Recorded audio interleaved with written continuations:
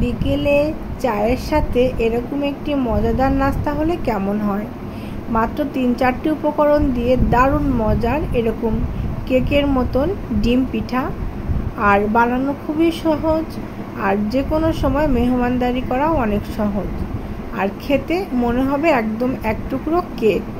তো এই পিঠাটি কিভাবে বানায় চলুন দেখা যাক। আসসালামু আলাইকুম, নাহিদ সুইস কুকিং রুমে স্বাগতম জানাচ্ছি। আজকের রেসিপি ডিম পিঠা। ডিম আর সুজি দিয়ে মাত্র একটি ডিম দিয়ে বানাবো। এখানে আমি রুম টেম্পারেচারে থাকা একটি ডিম নিয়ে নিচ্ছি। ডিমটা বড় হলে ভালো হয়, তবে একটি ডিম হলেই হবে। এখানে আমি 1/4 কাপ চিনি দিয়ে দেব, আপনাদের স্বাদ মতন দিয়ে নেবেন। এখানে এসেন্স দিতে পারেন, ভ্যানিলা এসেন্স, তবে আমি দিয়ে দিচ্ছি এলাচের গুঁড়া, এতে করে এটা পিঠার টেস্ট আসবে। আর 1 চিমটি লবণ। এই লবণটা শুধু টেস্ট বৃদ্ধি করে তাই নয়, এই লবণটা কিন্তু খাবার ফ্লাফি করতেও সহায়তা করে। এবার আমি এটাকে খুব ভালো করে বিট করে নেব যতক্ষণ না পর্যন্ত চিনিটা গলে যাবে। চিনিটা পুরোপুরি গলে গেলে এখানে 2 টেবিল চামচ দুধ ব্যবহার করতে পারেন। এখানে দুধটা স্কিপ করে পানিও দিতে পারেন, তবে দুধটা হচ্ছে টেস্টের জন্য। ভালো করে দুধটা যখন মেশানো হয়ে যাবে, তারপরে এখানে আমি 1 কাপ পরিমাণে, মেজারমেন্ট কাপের 1 কাপ পরিমাণে সুজি অল্প অল্প করে দেব আর বিট করব। একবারে দিলে এখানে লাম্পস তৈরি হতে পারে, যেটা হচ্ছে মানে ভাঙা অনেক কঠিন হয়ে যাবে। তো আস্তে আস্তে করে দিয়ে আর আস্তে আস্তে করে বিট করলে এটা ভালো হবে। এটা খুব ভালোভাবে মিশিয়ে নিতে হবে যেন কোনো লাম্পস না থাকে, সুজিটা যেন একদম মিশে যায়।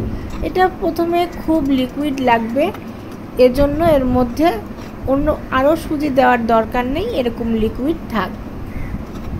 এবার এটা ভালো করে মিশে গেলে এটাকে খুব বেশি ফেটানোর দরকার নেই, এটাকে আমরা ঢাকনা দিয়ে আধা ঘন্টা রেখে দেব। মিনিমাম 20 মিনিট তো রাখতেই হবে। তারপরে এটাকে হাত দিয়ে চেপে চেপে দেখব যে এটা বেশ শক্ত হয়ে গেছে, সুজিগুলো ফুলে ফুলে গেছে।